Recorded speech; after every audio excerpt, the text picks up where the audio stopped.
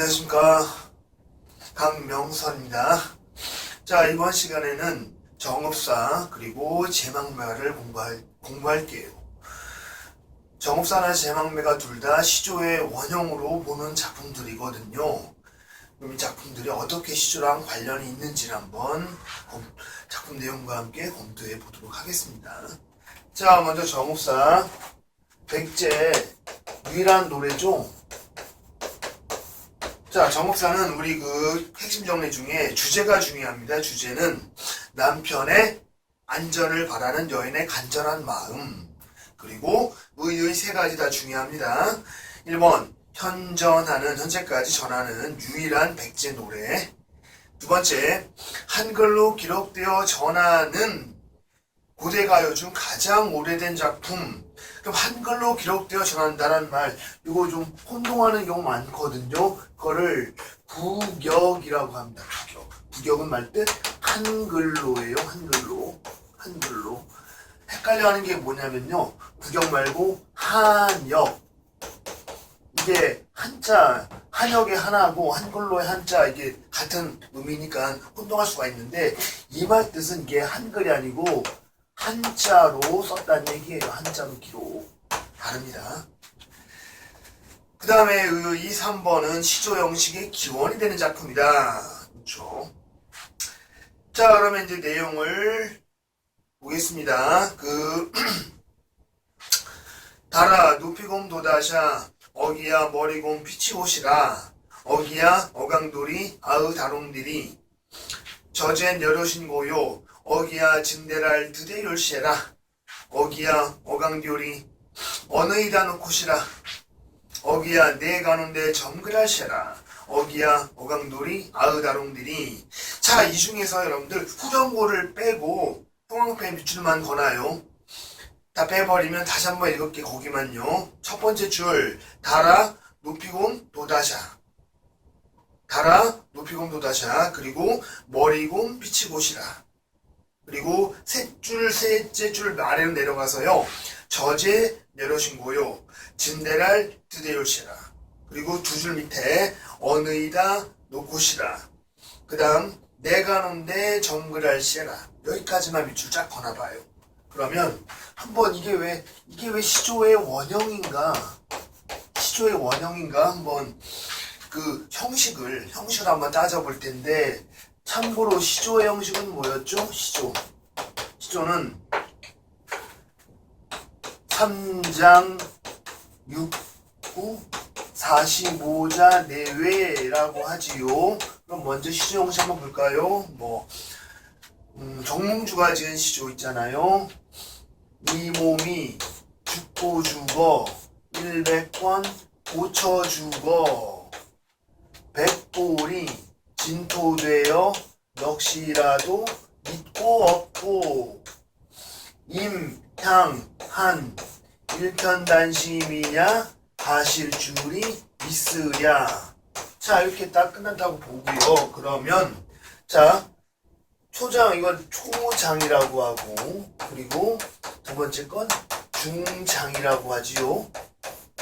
세 번째 건 뭐라고 합니까? 종장이잖아요. 종장. 초장, 중장, 종장. 총 몇 장이죠? 3장이네. 3장. 초, 중, 종장 3개니까. 그리고 한 개 장을 반 딱 끊어줍니다. 이렇게. 여기도 끊어주고, 이렇게 끊어주고. 몇 개고요? 아유, 여기가 아니구나. 잘못 껐네요. 여기가 아니고 이쪽이네. 여기 가운데 이렇게. 그러면 자, 여기까지가 1구 2구 쉽잖아. 3구 4구 5구 총 6개 구가 있네. 그쵸? 이게 6구란 뜻이 여기 있죠. 6구라는 의미입니다.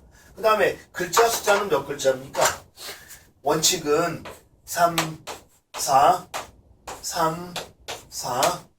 그리고 3 4 그리고 역시 3글자 4글자, 그리고 종장은 3글자 그리고 5글자 그리고 넉자 그리고 석자, 이렇게 되어 있습니다. 다 더하면은 45자 나오지요. 플러스 마이너스가 되니까. 그런데 종장의 첫 음보죠, 첫 음보. 이거를 음보라고 하는데, 쉬어서 중간에 휴지가 있는 단위의 읽기 단위를 음보라고 합니다. 이 몸이 죽고 100번 고쳐주고, 이렇게 4번 끊어서 읽으니까 이걸 4음보라고 하잖아요. 요것이 시조의 형식입니다. 3장 6, 9, 45자 내외에 오늘은 4음보가 시조의 형식의 원칙입니다. 그러니까 한국에서는 유일한 정형시가 이 시조죠. 시조이지요. 현재까지 남아있는 정형시가 시조밖에 없잖아요. 그런데 정사가 왜 시조의 원형인지를 지금 공부하는 입장인데 형식이잖아요. 아까 제가 말씀드렸던 그 내용만 한번 낭독해 볼게요. 달아 높이곰 노다샤 달아 높이곰 노다샤 머리곰 비치고시라 저제 내려신고요 진대랄 드대올시라 어느이다 묵구시라 내가 논데 정글하시라. 이렇게 딱 그럼 시조 형식과 되게 유사하잖아, 그쵸? 그래서 이런 형식 때문에 정업사를 시조의 원형으로 본다고 알고 있습니다. 자, 이제 이 형식에 대한 이야기였고요. 이제 내용을 한번 보겠습니다. 달림, 달아. 하는 높임, 존칭의 호격조사죠. 높임. 요즘 말로 한다면 이시여. 달림이시여. 달림이시여. 높이곰도다샤. 높이곰은 운을 땡에 붙여준 말이죠. 뭐 동물 공과는 아무 관계 없습니다.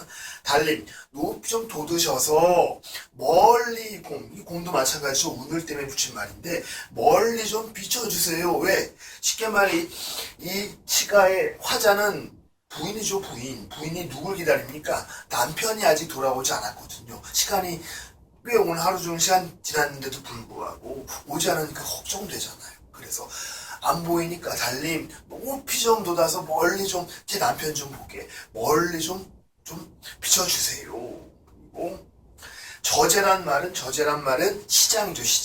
시장에 여러신 거요. 여다란 말은 살다 지내다 등등의 의미가 있는 말입니다. 따라서 시장에 계신 건가요? 남편에게 던지는 말이겠죠. 그 다음에 진대가 매우 중요한 말이네. 진대 동그라미 이거 되게 중요합니다. 이거 별표 진대 쉽게 말해 현대는 질퍽한 곳인데 질퍽한 곳이 의미가 뭐겠습니까? 남편께서 집으로 돌아오시는 길에 혹시 위험한 상황에 빠진 것이 아닌가 그걸 걱정하는 말이죠. 그래서 이거는 남편에게는 위험한 곳을 의미한 곳이 바로 이 진대 매우 중요하죠. 이거 진대 별표 중요한 말입니다. 이거 위험한 곳을 디딜까봐 나왔죠. 디디실까봐 드대 율세라 리을세라는 뭐죠? 뭐뭐 할까봐 두렵다. 중세어로 리을세라 리을하고 셰라의 이 어미는 무엇을 할까봐 두렵다라는 의미예요. 현대어로는. 따라서 남편 집에 오시는 길에 위험한 곳에 빠졌을까봐 처했을까봐 두렵습니다 라는 뜻이죠. 그 다음에 어느이다 놓고시라 어느이다 앞에는 생략된 말이 있습니다. 남편께서 집에 오실 때 그냥 오는 게 아니라 혹시 가족 부인 본인을 위해서라도 뭔가 선물 같은 거를 사갖고 올 수도 있잖아요. 그런 짐들이 있으시다면 그건 요게 이제 어느이다 앞에까지예요. 갖고 오는 짐이 있으시다면 그걸 어느이다는 아무데나 놓고시라 놓아두고 오세요. 중요한 건 남편 당신이지 짐 같은 건 중요한 것이 아닙니다 라는 의미죠. 그 다음 마지막 내 가는데 점글할세라 내가 가는 길이 점글할세라 말 뜻은 저물까봐 두려워요. 어두워지면 움직이기가 되게 어렵잖아요. 그래서 리을세라 했죠. 뭐뭐 할까봐 두렵다. 쉽게 말해 점글할세라 내가 가는 길이 저물어질까봐 저물면 안 보이니까 어렵다는 얘기잖아요. 그럴까봐 두려워요 라는 의미로 남편의 무사 귀가를 희망하는 내용을 주제로 담고 있는 고대 시가였습니다. 근데 여기서 중요한 건 남편 오시는 길이 저물까봐 두려워하는 게 원칙인데 여기서는 내 가는 길이 저물까봐 두렵다. 이건 남편이 오시는 길이 오기 어려우니까 두렵다는 뜻도 있고, 또 나의 삶의 길이, 본인의 삶의 길이 남편 없이는 어렵다라고 볼 수도 있고, 또 어떻게는 나하고 남편, 나는 뭐 부인이고 같다고 보니까 뭐라고 보죠? 이건 비슷하다고. 이건 일심동체로 볼 수 있죠. 남편과 나는 하나, 같은 사람이다 라는 의미로. 자, 여기까지 정읍사에 대해서 다시 한번 주제만 보고 중요하니까요. 남편의 안전한 귀가를 바라는 여인의 간절한 마음이 주제인 고대시가였습니다. 그리고 시초의 그 형식의 그 유사성에 대해서 언급했지요. 우선글을 빼버리면 3장 6구 45자까지는 좀 비슷하잖아요. 물론 종장의 초등보 석자는 좀 안 맞지요. 여기는 어느 이다 네 자 썼잖아요. 보통은. 근데 시점은 무조건 뭐 석자만 아니긴 하지만 뭐 거의 대다수가 석자를 지키는 게 원칙이거든요. 따라서 요것만은 좀 아닐지라도 3장 6구 45자는 비슷한 구조의 형식을 갖고 있다. 이걸 꼭 숙지하시길 바라겠습니다. 자, 이렇게 정읍사는 간략히 완료하고요. 그 다음에 이제 나오는 게 그 제망매가, 월명사가 지은 제망매가. 제목의 뜻이 뭘까요? 제사한다는 얘기죠. 누구를? 망매가 뭐죠? 죽은 누이죠. 운명한 누이. 제망매. 즉 망매를 제사하는 노래, 죽은 누이 제사하는 노래 지으면 월명사죠. 뭐 이거는 장르가 향가잖아요. 향가인데 이건 십부채 향가죠. 십부채. 그럼 간략히 아시겠지만 십부채 향가, 향가. 향구가 아니고 향가지요. 오타. 네. 향가, 십부채 향가인데. 참고로 향가의 정의가 뭡니까? 향가는 신라 때 나온 노래가 모두가 향가는 아니지요. 뭐로 기록되어 합니까? 향찰로 된 노래가 향가이지요. 근데 십부채 향가는 마지막 향가의 발전 과정 중에 마지막에 나온 게 십부채 향가지 않습니까? 그럼 향가가 어떻게 발전되었냐면 처음에 나온 게 뭐죠? 넉줄짜리죠. 넉줄짜리. 사구체가 먼저고, 사구체는 뭐 있어요? 하나, 둘, 셋, 넷. 대표적으로 뭐 있습니까? 서동요. 선화공주님은 남 모르게 남 그지지 얼어두고 맞동서방을 밤에 몰래 안으러 간다. 요게 이제 사구체. 자세한 건 나중에 서동요 할 때 하는 걸로 하고요. 요게 가장 초반기 때 향가의 시작 단계 형식이거든요. 근데 약간 좀 짧으니까 부족하잖아요. 그래서 그 다음 나온 게 몇 구체. 너무 짧으니까 똑같이 넉줄을 더하자. 나온 게 8부채. 이렇게 이게 하나라면 똑같이 하나 더 연결되어 있는 게 8부채. 뭐 처용가가 대표적인 노래가 있잖아요. 세벌 발기달에 밤들이 논이다가 들어와 자리 복은 다리가 내게더라. 둘은 내 것인데 둘은 누의 누구 것인가. 본디 나의 것인데 빼앗아가는 걸 어찌하리. 이렇게 넉줄 더하기 넉줄 총 8줄 되는 것이 부. 네, 희한하게 이거는 행인데 그냥 부라고 말하지. 이건 향가의 하나의 특성입니다. 행인데 부는 원래 행을 반 나눈 걸 부라고 하는데 여기서는 그냥 그 한 행을 그냥 부라고 하는 게 향가만의 특징인 것도 알아두시고요. 그 다음에 4부채 다음에 8부채 다음에 이것도 좀 모자란데, 그래서 넉줄을 네 구를 더 붙이자 너무 많아가지고 딱 반만 끊어가지고 나오는 게 10부채예요. 이 제망매가가 10부채 향가의 대표적인 하나의 그 향가 노래지 않습니까? 그래서 일단 넉줄짜리, 그 다음에 넉줄 사구, 또 그 다음에 마지막에 그리고 미타 차례 만날라 도닦아 기들이구다.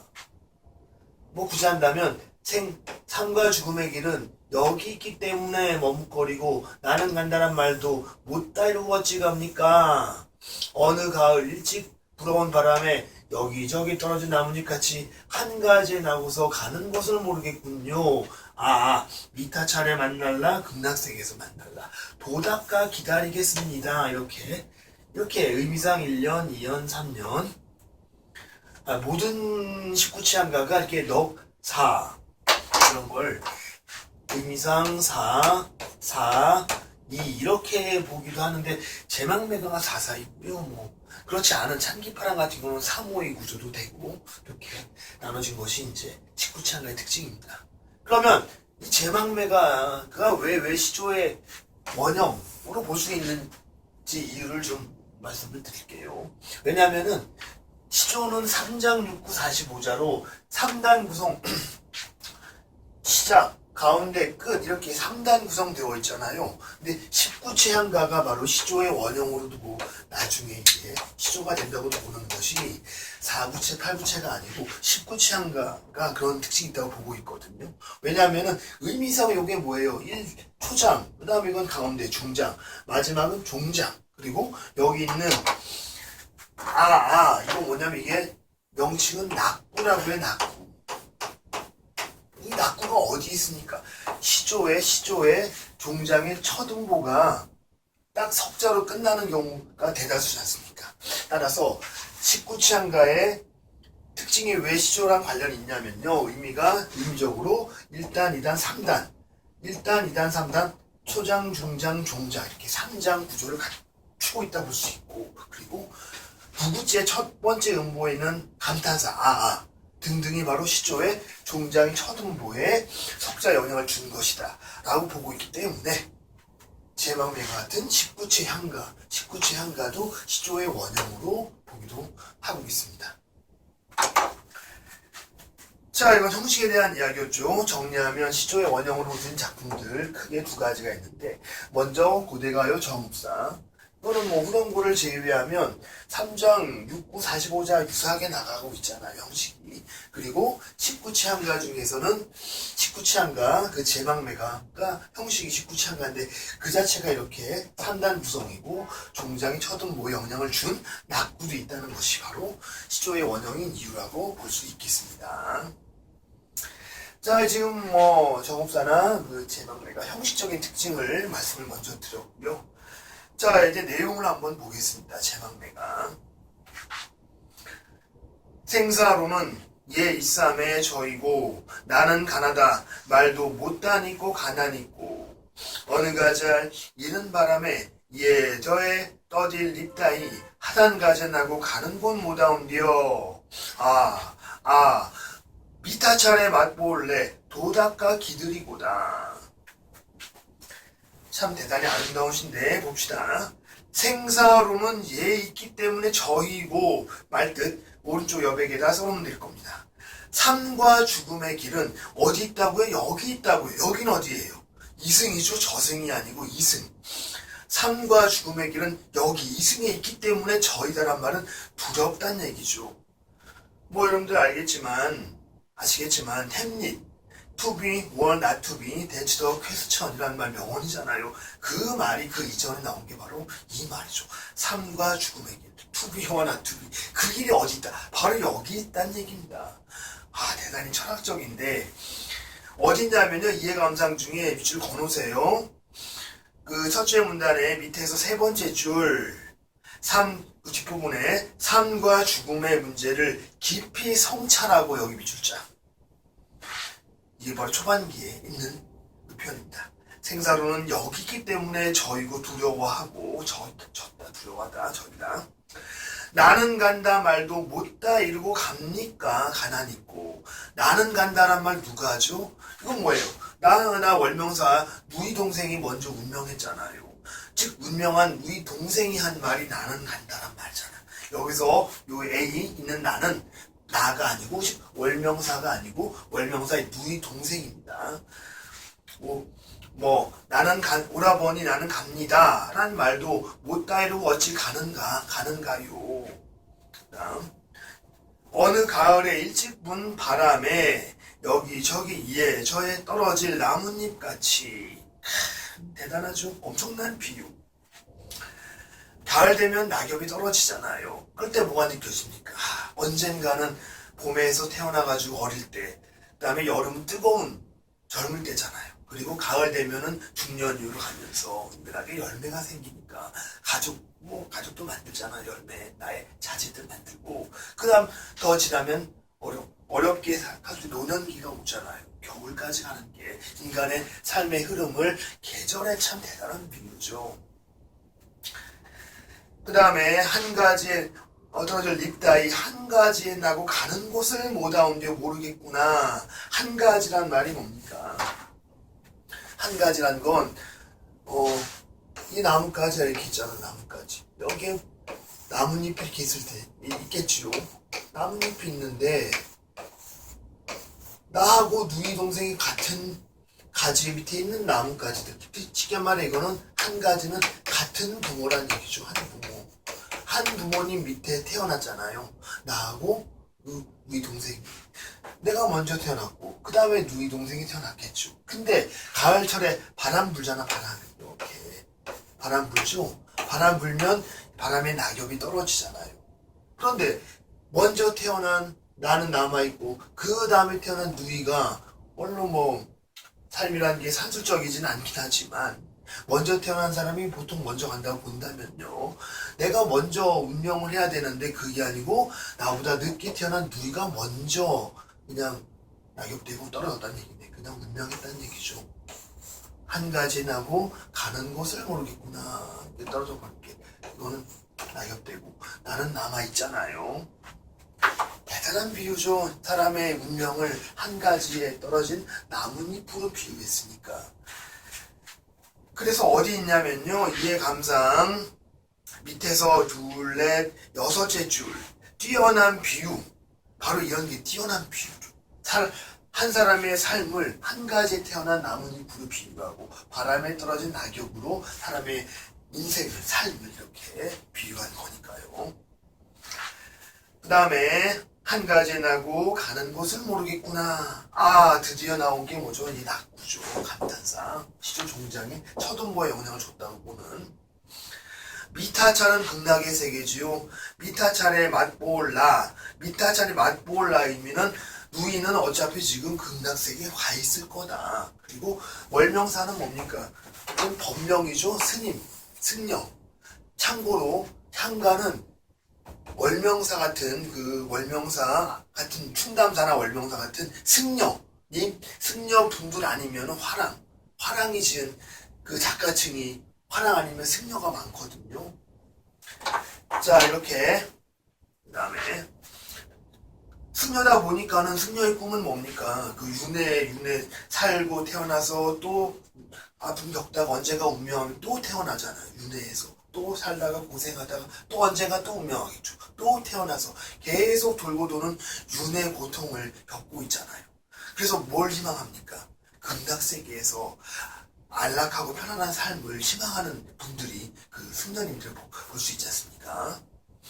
그래서 극락세계에서 먼저 가 있을 것이 내 누이니까 나는 거기서 누이를 만나볼 것이다. 아, 극락세계에서 만나볼 나는 불도를 닦으면서 기다리겠노라. 뭘? 누이와의 만남을. 누이는 극락에 먼저 가 있고 본인도 승려니까 열심히 불도를 닦아서 극락세계에 가게 된다면 만날 수가 있다라는 마음을 토로하고 있는 그런 표현이라고 볼 수 있겠습니다. 자, 그래서 일단 저기 아까 이해감상 중에 모두 옆에도 밑줄을 긋읍시다. 뛰어난 비유로 밑에서 6번째 줄 있잖아요. 그려낸 작품으로 향가 가운데서도 특히 뛰어난 문학성과 고도의 서정성을 지니고 있다는 평가를 받고 있는 작품이지요. 그래서 뭐 나와있지만 이해감상 첫 번째 문단에 두 번째 줄 삼국유사 기록에 따르면 월명사가 제를 올리며 이 노래를 불렀더니 갑자기 회오리 바람이 일어나서 지전 종이로 만든 돈이 좋게 떠가지고는 어디 서쪽으로 날아가더라. 서쪽은 극락세계잖아요. 그런 약간 좀 주술적인 표현도 있긴 있습니다.